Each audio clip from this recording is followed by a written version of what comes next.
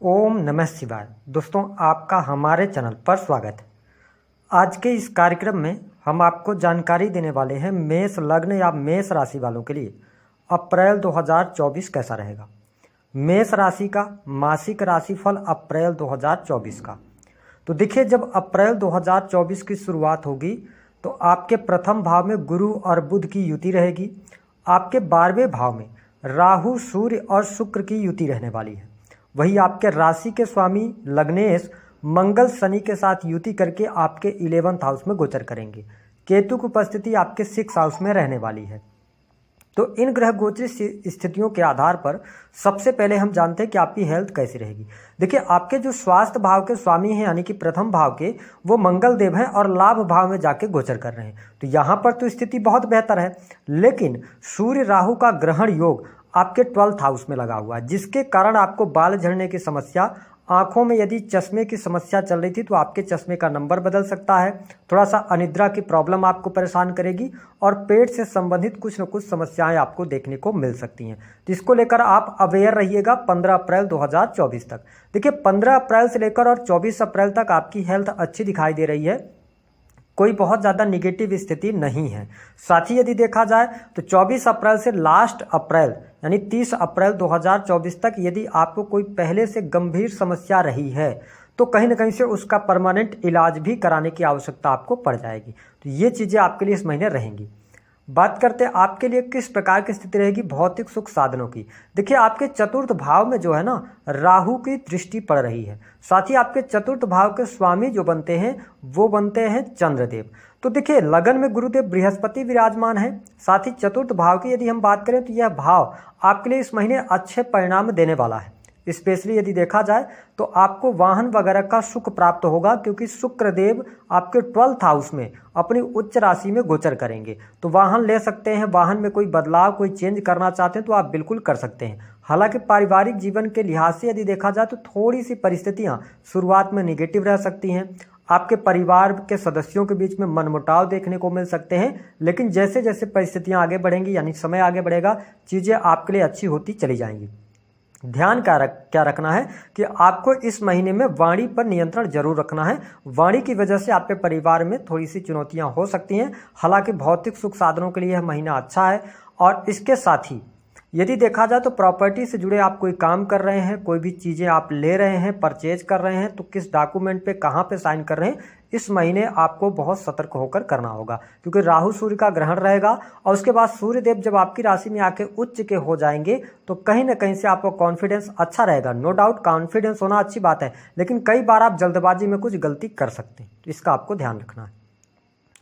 प्रेम संबंध के मामलों के लिए समय कैसा रहेगा।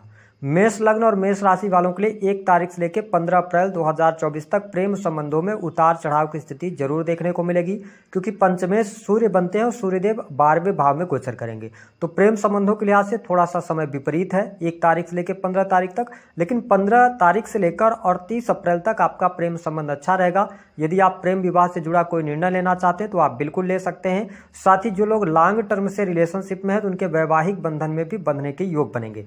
दूसरी बात कि आपको हो सकता है कि 15 अप्रैल से लेकर लास्ट अप्रैल तक कोई प्रपोजल मिल सकता है, ऐसी स्थिति देखने को मिलेगी 100%। तो यहाँ पर कहीं ना कहीं से आपको सामने से प्रपोज किया जा सकता है। तो प्रपोजल एक्सेप्ट करते समय आप ध्यान रखिएगा, चीज़ों को समझिएगा कि सामने वाला व्यक्ति आपसे जुड़ रहा है तो किस पर्पज से जुड़ रहा है, इन चीज़ों का ध्यान दीजिएगा। विशेष तौर पर जो लोग सर्विसेज के अंदर हैं, ठीक है, या आप जॉब वगैरह कर रहे हैं तो ज़्यादा आपको सावधान रहना होगा। हालांकि प्रेम संबंधों के लिहाज से समय अच्छा रहेगा। बात करते हैं कि आपके लिए किस प्रकार की स्थिति रहेगी बिजनेस व्यापार की। देखिए, आपके लिए 7th भाव के स्वामी होकर शुक्रदेव 12वें भाव में है, ठीक है, और गुरुदेव बृहस्पति की दृष्टि आपके 7th हाउस पर है। तो यह महीना आपके बिजनेस व्यापार के लिए अच्छा रहने वाला है। साथ ही 1 अप्रैल से लेकर 15 अप्रैल तक बिजनेस व्यापार में आपको लाभ होगा। रुका हुआ फंसा हुआ पैसा भी आपका प्राप्त हो जाएगा। यदि आप इंपोर्ट एक्सपोर्ट के कार्यों से जुड़े हैं, यदि आप विदेश से जुड़े हुए हैं तो विदेश से जुड़ने का अवसर, विदेश जाने के योग, विदेश से लाभ के भी योग दिखाई देते हैं। साथ ही आप किसी नए कार्य की शुरुआत करना चाहते हैं, अपने बिजनेस के अंदर नया बिजनेस स्टेब्लिश करना चाहते हैं, तो आपके लिए यह महीना गोल्डन पीरियड साबित होगा। 15 अप्रैल के बाद आप नए बिजनेस की तरफ जा सकते हैं। बिजनेस में यदि आपका पैसा वगैरह फंसा हुआ है तो वह 15 अप्रैल से लेकर 30 अप्रैल तक मिलने के योग दिखाई देते हैं। तो मैं बिजनेस के मामले के लिए यह महीना अच्छा देख रहा हूं। जो लोग कॉस्मेटिक, क्रिएटिव फील्ड अथवा कपड़े का व्यवसाय, होटल, रेस्टोरेंट से जुड़े काम कर रहे हैं, उनके लिए यह महीना बेहतरीन साबित होगा। हम बात करते हैं कि आपके लिए नौकरी की क्या स्थिति रहेगी। देखिए, अगर आप गवर्नमेंट सेक्टर के अंदर कार्यरत हैं, आप सरकारी नौकरी के अंदर हैं, तो 1 तारीख से लेकर 15 तारीख तक आपके ऊपर काम का दबाव रह सकता है। ठीक है, ये स्थिति बनने जा रही है।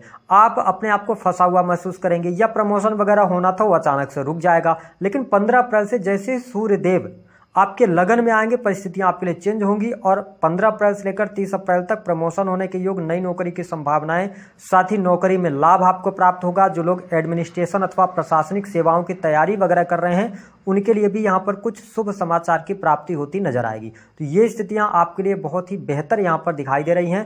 प्रमोशन वगैरह का भी योग इस महीने में बनता है। जो लोग प्राइवेट सेक्टर के अंदर वर्क कर रहे हैं, जॉब कर रहे हैं, उनके लिए भी चीज़ें अच्छी रहने वाली हैं, आपको लाभ मिलेगा। अगर आपने कहीं पर इंटरव्यू वगैरह दिया हुआ है तो 15 अप्रैल के बाद आपके लिए बेहतर परिस्थितियां बनती नजर आएंगी, आपको लाभ प्राप्त हो जाएगा। बात करते हैं वैवाहिक जीवन की स्थिति कैसी रहेगी।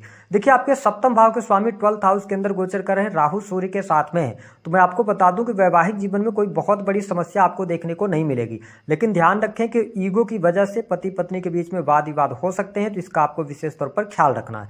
दूसरी स्थिति की, जब लग्नेश आपके 12वें भाव में जाएंगे, यानी कि 23 अप्रैल से और 30 अप्रैल तक दाम्पत्य जीवन में कुछ ज्यादा परिस्थितियां निगेटिव देखने को मिलेगी। ठीक है, उसके पहले की स्थितियां बेहतर हैं, कोई बहुत ज्यादा निगेटिव नहीं है। थोड़ा ईगो से बचिएगा, क्योंकि आपके बेडरूम में सूर्य का गोचर होगा, वहां पर राहु सूर्य का ग्रहण है।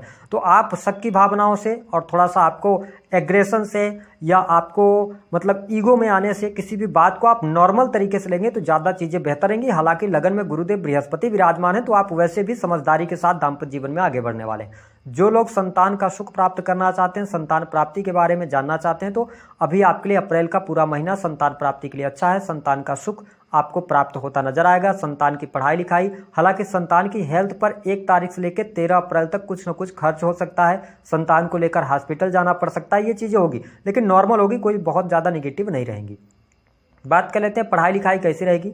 मेष लग्न और मेष राशि वालों के लिए पढ़ाई लिखाई के लिहाज से यदि देखा जाए तो 1 तारीख से लेकर 10 तारीख तक चुनौतीपूर्ण समय रहेगा। 10 तारीख से लेकर 30 अप्रैल तक आपकी पढ़ाई लिखाई अच्छी रहेगी, और मैंने बताया कि यदि आप कॉम्पिटेटिव एग्जाम वगैरह देना चाहते हैं तो आपके लिए लाभ रहेगा।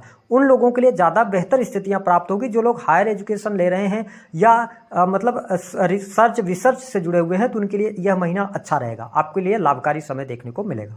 हम बात कर लेते हैं आपके लिए इस महीने धन की क्या स्थिति रहेगी, धन लाभ कैसा रहेगा। देखिए, आपके लग्नेश जो हैं वो 23 अप्रैल तक आपके 11th हाउस में लाभ भाव में गोचर करेंगे। तो आप बिजनेस कर रहे हैं, क्रिएटिव फील्ड से जुड़े हैं, ऑनलाइन का कोई काम करते हैं, या इसके अतिरिक्त आप हायर एजुकेशन के अंदर हैं, धर्म कर्म से जुड़े कार्य कर रहे हैं, तो आपके लिए लाभकारी यह पूरा महीना रहेगा। हालांकि धन की स्थिति की यदि हम बात करते हैं तो धन लाभ पूरे महीने में आपके लिए होता रहेगा। ठीक है, और विदेश से बहुत अच्छा धन लाभ होगा, साथ ही रुका हुआ फंसा हुआ पैसा भी आपको प्राप्त हो जाएगा। यदि आपका कोई प्रॉपर्टी को लेकर या जमीनी विवाद को लेकर कोई मामले थे, तो उन मामलों में आपको अनुकूलता अवश्य देखने को मिलेगी, और साथ ही पैतृक संपत्ति से जुड़े मामले भी इस महीने हल होने जा रहे हैं। ऐसी स्थितियां आपको देखने को मिलने जा रही हैं। साथ ही अगर देखा जाए तो इस महीने आप धार्मिक यात्रा कर सकते हैं, धर्म कर्म से जुड़ा कोई कार्य कर सकते हैं। साथ ही आप देखेंगे कि आपकी जो संतान होगी उनका पूर्ण रूप से सपोर्ट 13 अप्रैल के बाद आपके जीवन में देखने को मिलेगा। बात करते हैं जिन लोगों के जीवन में कर्जे वगैरह हैं उनकी क्या स्थिति है। तो देखिए, कर्ज की स्थिति अभी थोड़ी सी आपको परेशान करेगी। ठीक है, थोड़ा सा आपको निगेटिविटी की तरफ लेके जाएगी, लेकिन आपको ओवर थिंकिंग से बचना है। 15 अप्रैल के बाद से आपके जो कर्ज की समस्या वो धीरे धीरे समाप्त होनी शुरू हो जाएगी। और स्पेशली मैं आपको बता दूं कि कर्ज से मुक्ति वगैरह के लिए आपके लिए योग 1 मई से अच्छा शुरू होगा, जहां से आप कर्जे से भी बाहर निकलेंगे, शत्रु संबंधित समस्याओं से भी आप बाहर निकलेंगे। ठीक है, तो ये चीजें आपके लिए बेहतर यहाँ पर दिखाई देती है।